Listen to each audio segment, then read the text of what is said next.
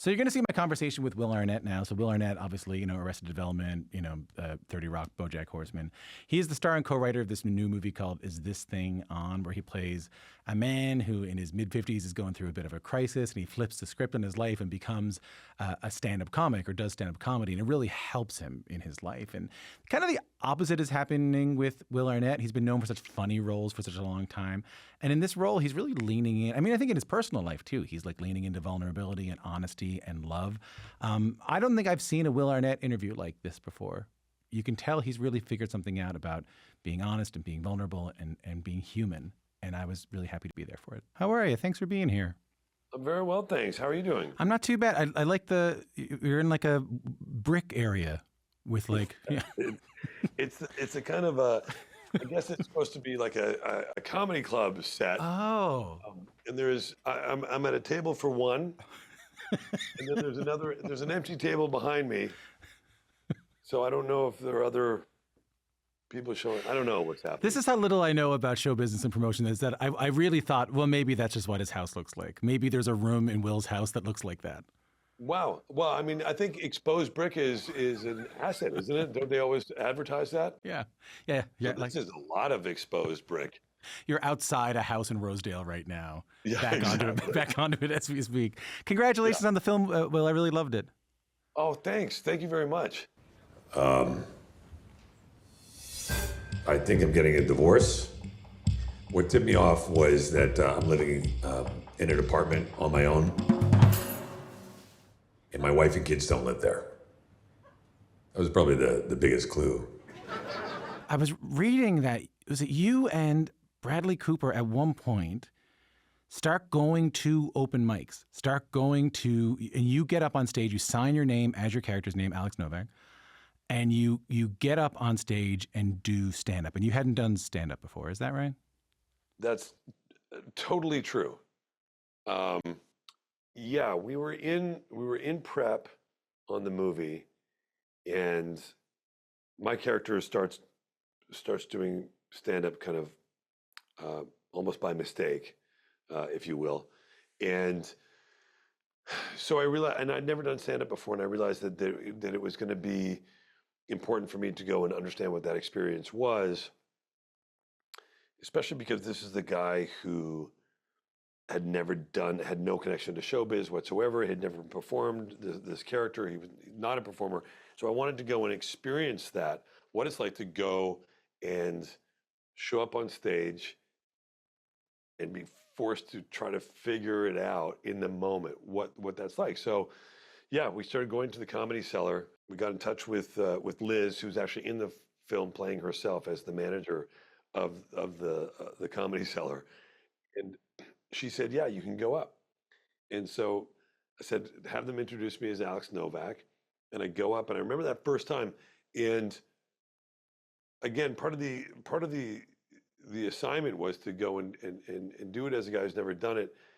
And I remember Bradley, right before I went up the first time, stopping me, putting his hand on my chest and saying, we're doing something different. And by that, I knew that he meant, don't try to go and figure out a way to win the crowd or to say something or to, whatever. You're here to inhabit this guy, to understand what this guy, Alex Novak, is going through his first time on stage in a stand-up club. And so that became the assignment. It was a very specific kind of narrow target to hit. And I'd go up, and of course, well, not of course, but sometimes some people or a lot of people would potentially know who I am and think that I was doing some bit, some kind of cheap Andy Kaufman ripoff something. Yeah. Or that I was in the middle of some kind of emotional or mental episode or something. And I just kind of let that go and just kind of stuck to what I was there to do. Which was, and were you doing the bits from the? Yeah. I mean, the first night I went up and I did it, hey, I got up there and was kind of looking around and said, hey, I think I'm getting a divorce. Which, it was interesting to say as the first time as an opening joke. It's not much. And I started working on all the different bits throughout the course of the film. And then during the day, while we were in prep, I'd be working on the stand-up and figuring out what works and what doesn't. I got a couple questions on that. One, does it give you a new appreciation for what stand-ups do? Yes, undoubtedly. I mean, I already did appreciate it in the abstract, I suppose. Yeah. You know, I know a lot of stand-ups and know what they do, and can appreciate it. And having gone to a lot of and seen a lot of stand-ups perform, can appreciate how difficult that is. That to first of all to write good stand-up, and then to go up and perform it, and by that I mean to deliver it, to understand. And it's very, the relationship between the stand-up and the audience is something that to get good at that, to understand the rhythms, to find that it's a very interesting process. There's another thing, great stand-up, Kirk Fox, veteran stand-up, who's an awesome dude. He said to me one night, I was about to go out, and he said, just talk to them. But the goal wasn't to do a really good job. This is what I find really interesting. Like I've seen you go on stage before. I think I've seen you at like fundraisers in Toronto and stuff like that. I'm like, you're funny, and you go out and you get a room going, and you like, you know, I'm not pumping your tires too much to say that, like, you know, that skill is something you know how to do. You know how to get up on stage, even if you're not a stand-up, make a bunch of people laugh. When you say you're like in a room trying to figure out like what works and what doesn't work, the challenge I see with you is that it's like asking a drummer to play, like a really good drummer, an inherently really good drummer, to play a little bit off time, or like asking a really good singer just to sing a little bit off key. Like how did you prepare for that? Were you studying bad or new stand-ups? Were there impulses you had to like push down to get the laugh? Well, yeah, I think that goes back to what Bradley said to me. We're doing something different, which was to remind myself to not try to go for the laugh outside of the realm of outside of the material that I had. That must have been so hard, man. That must have been so hard. It went against all my instincts that I'd sort of potentially sharpened. Some might say that I haven't, but that I think that I've sharpened over years, and I had to kind of go against that, and not be bad, but just be new. Alex is a clever guy, I think that, and he's a fairly intuitive guy.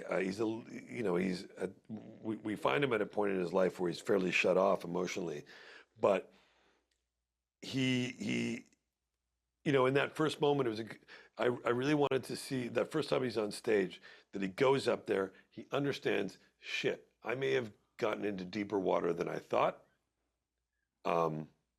Hey, look, he says, I don't really have any jokes. Kind of look around, realizes he's there, takes it in. He reads the room a little bit. He's like, he just decides to be honest about where he's at, how absurd it is that he's like, I think I'm getting a divorce. Like, that's something. If I can't do anything else, I'll just be honest about where I'm at. I'm in this absurd thing. He's a little bit high, maybe. He's all these things. And so I just tried to really understand what that would be like for him. And because it's not me, I would do it differently. Yeah. And so I had to, it was me trying to really connect with this character, Alex Novak, and really try to inhabit him as much as I could. But like not on a set in front of like paying customers and people who know you from the show. Anyway, it's really interesting to me. How about the other part of the story? I mean, the story it's a story is also based on a real guy named John Bishop, but like Alex is doing this because he's going through a challenge in his middle age, and he's separated from his wife, and he's trying to really kind of figure out who he is, and he's trying to figure out what's still there, and he's trying to say, or like he's learning that you can always improve yourself, you can always discover new things about yourself, even when you're in your 40s or 50s. What was appealing to you about that part of the story? The first thing that I really responded to is the idea, and I remember John telling me. It was based on, as you said, it was inspired by the life of John Bishop, the great UK comedian. who's the greatest dude. And I remember him describing when he had moved out and he was separated from his wife, and he would see his kids on the weekends, and Monday morning he would drive them to school, and he knew that he wasn't going to see them again until the weekend. So Mondays were the hardest days, and Monday night specifically, and just that sort of really profound kind of loneliness that he felt. And he ends up going into the Frog and Bucket, this pub, and they're charging £4. And he decides, as he says, it's the best £4 he never spent. $15 cover. To get a drink? Hey, Yeah. How come she didn't have to pay $15? she signed up for the open mic. And he does that for a set. And he kind of on stage, even though he's talking about it, it's the first time he admits it to himself, what he's going through. Yeah. That feels good. And he's made to, and he kind of gets a couple of chuckles. And then he goes back the next week. And then he goes back again. And then he starts going back regularly. And he doesn't tell anybody. But what he does get is he starts to get relief. And people in his life start commenting on how different he seems. And there was something about that I really liked, that he had this kind of rebirth when his wife Mel ends up coming and actually seeing him at a different comedy club as part of a Saturday night bill, when he's told nobody in his life, including his parents. And that's a real moment when he tells his mom and dad that he's doing stand-up, and his mother says, "Oh my God, I had no idea your life was this bad." Yeah. Yeah. Which really made me laugh. That she comes and sees him, and his wife sees him and says that she actually said to him a version of, "That guy on stage, that was the guy I married." Yeah. And just the transformative power of connecting, of this community, of speaking his truth through this art that he was doing and figuring out, and he was getting better at it. That to me, I loved. And I love the idea too, that at that age, that it's never too late to shift your perspective. It's never too late to start telling a new story. We get so locked into the story of who we think we are. Yeah. And this guy has this major shift. His life has changed. And John, we spoke recently about this idea. He said about 2 weeks ago, a week ago, he said, for me, we didn't tell the story that Alex Novak goes on to become a great, successful comedian. But John said, the fact that I've gone on to have, this success is kind of icing on the cake. The real thing was that I was able to rebuild my life with my wife and really find something in me. And I love that idea. Yeah. I mean, look at you, man. This is a big dramatic role for you, right? And it's not like you haven't done. When I was reading about you, I found it really interesting that after you left Canada, when you studied at the Lee Strasberg School of the Academy. Yeah. And that's dramatic acting. Yeah. So obviously the plan was to be a dramatic actor. 100%. 100%.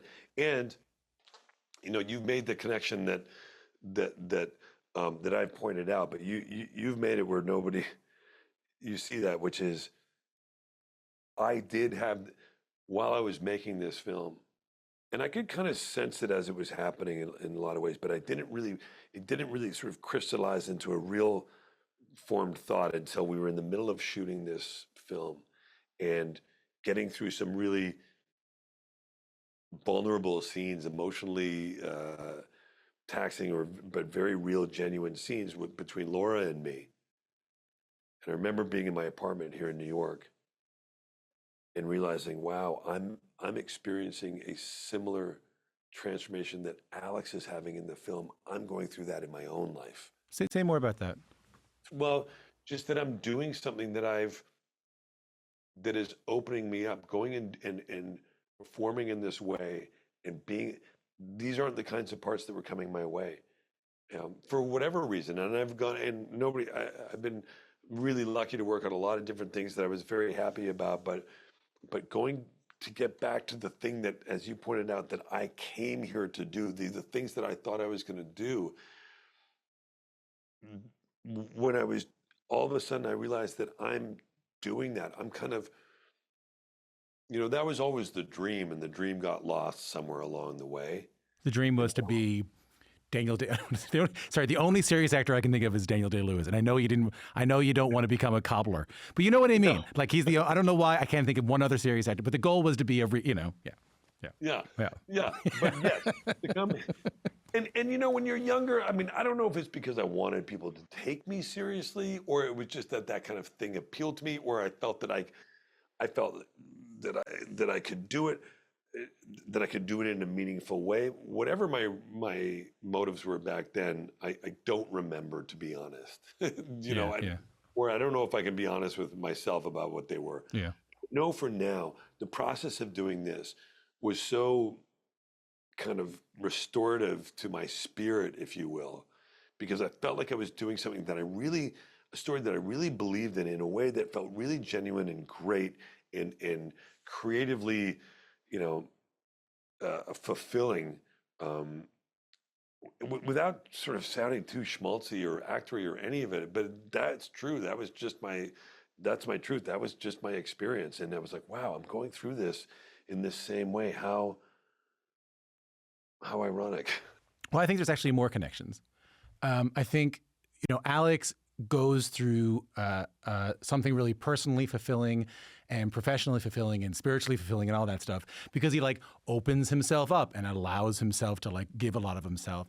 And I think even the reason this moment is happening for you with this movie coming out and you are having these epiphanies in your apartment in the middle of this thing is actually because of the way that you have allowed yourself to be opened up a little bit on the Smartless show, which was a very Letterman-y way to put it, the Smartless show, Paul. Yeah. But can I just play a little bit of it? This is the episode where Bradley Cooper credits you with setting him on the path to sobriety. Can we just take a listen to this? We were living next to each other, and Will came into where I was living, and he's like, "Hey, man, we had dinner the night before." And he goes, "How'd you think that went?" And I was like, and I remember being at the dinner thinking I was so funny. I don't know if you remember this, Will, and you're like, I was like, oh, I thought it was great. I thought I was killing it. He goes, yeah, man, you were, and Will Arnett telling me, he's like, you were a real asshole, man. You were a real asshole. And I was like, what? He's like, yeah. And it was like, it changed my entire life. And that moment was when I stopped pursuing this sort of mean humor thing. Wow. Because I heard, I'll never forget. Do you remember that, Will?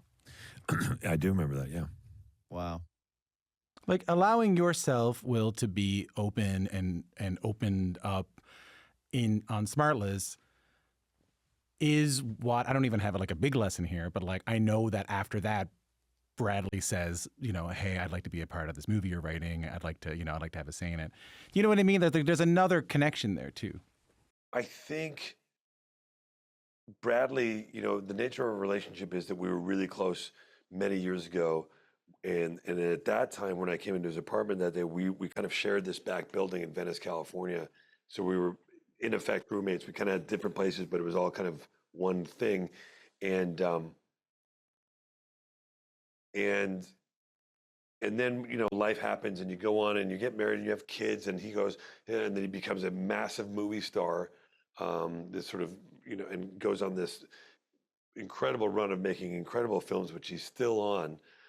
And you kind of lose touch and people are busy and all this sort of stuff. And he came on Smartless and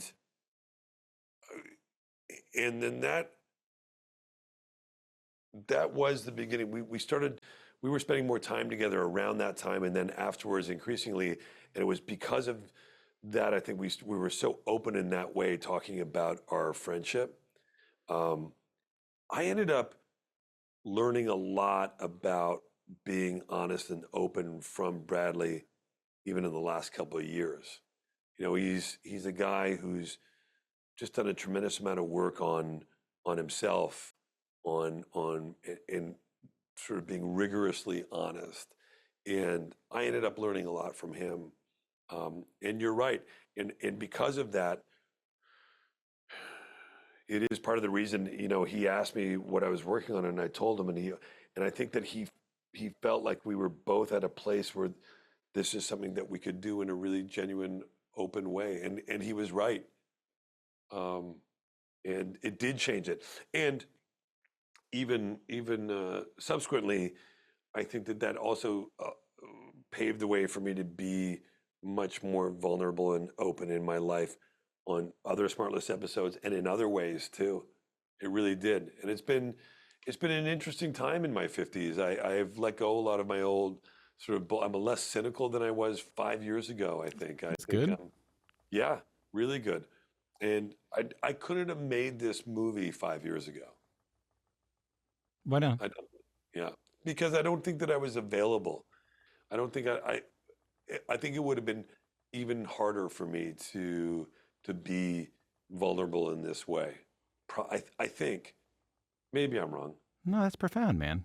I don't have anything pithy to I say. do have a time machine, so I could go back and check. Oh, you do? Yeah, I haven't told anybody about it. Well, but now that you've told the CBC, you kind of still haven't told anybody about it. Is the well, that's nice. I'm glad. I thought that was pretty good.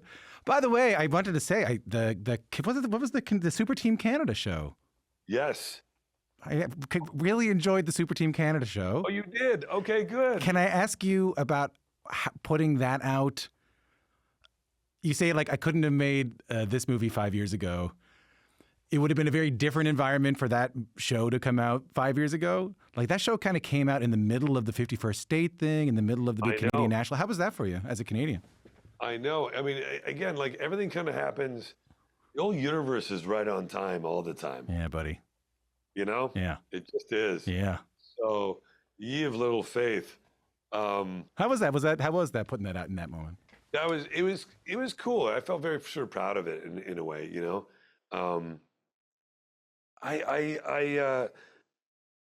You know, Rob and Joel Cohen, who created that show, are brilliant dudes, really, really funny guys. And there are a couple of Canadian guys who've lived down here for a long time, and we all know who each other are, all the Canadians who live down here, and especially in comedy, you know, everybody knows who they are. So, but it did feel good that, like, we had our little thing in that moment, because it was a weird time. Did it feel weird as a Canadian down there then? Yeah. Yeah. It did feel weird. Yeah, it felt very weird, and it feels very, you know, a lot of it feels so unnecessary, because it's not, but it's also not the sentiment. I had a lot of people apologize to me. A lot. They apologize to you. Yeah. As a Canadian, just saying, "Hey, sorry, I'm really embarrassed about what's going on." I mean a lot. I mean, I got texts from people saying this is such an embarrassing time. I mean, I've lived in this country for 35 years. Is the truth. You know, I'm Canadian and born and raised in Toronto, but I left when I was 20. You know, my kids are American. And so I am sort of stuck between two things, and I do feel very protective of Canada in that way. And I still cling on to my Canadian identity for dear life. It's funny. I got to talk. I know. We have to go soon, I'm sure. But, like, I got to talk to Paul Anka, who I know you guys had on Smartless, and is Jason Bateman's father-in-law. Yes. And I was surprised. He's been there since he was like 15, and he's 103. Or he's going to kill me if I say that. He's 86. Yeah. And he said he still feels it too. He still feels that pull. He does. And I still hear it in his voice. And he has lived down here for 70 years. And there are moments where I'm like, oh, I hear the kid from Ottawa, you know, which is funny. And he does identify as a Canadian. And I think it's one of those, he and I keep threatening to have dinner over the years. We've never done it. Paul and I have. And I think it's really just because we're like, hey, you're Canadian. Yeah, you're Canadian. Yeah, we should grab some dinner, you know?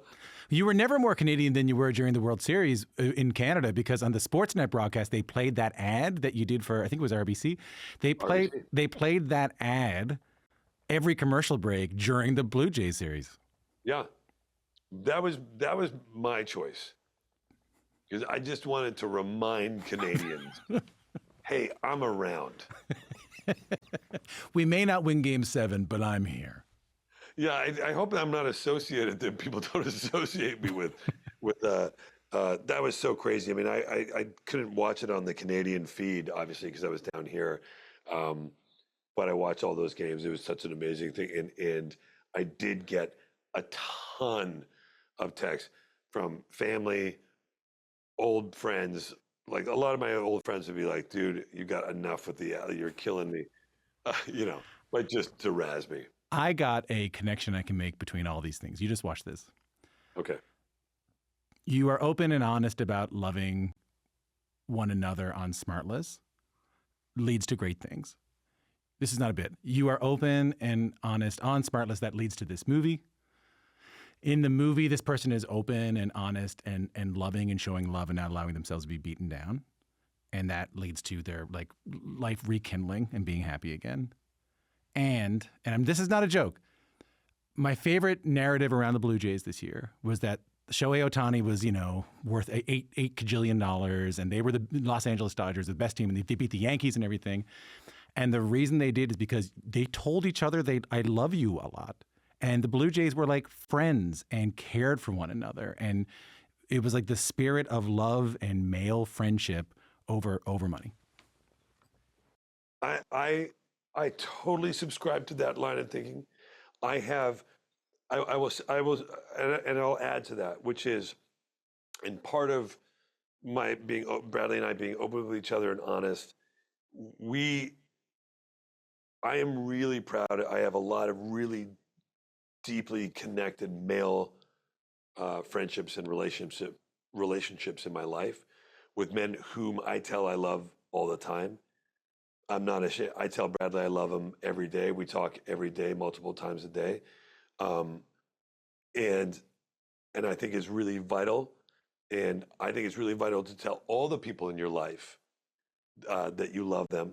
And I try to focus on that as much. And that is something that I've learned. And I've had a lot of great people in my life who have taught me that. I had to learn that from other people. And it's the greatest gift. And the more, I'll even go further and I'll say this. When you feel unloved, it is when you're feeling that sort of that absence of love, what you have to do is you have to put it out in order to receive it. And I don't mean you have to fake it. I mean that you have to actively be open and loving to people to receive love. That action of loving other people is the thing that makes you feel loved. And I don't mean hearing it back from them, but you doing it to them.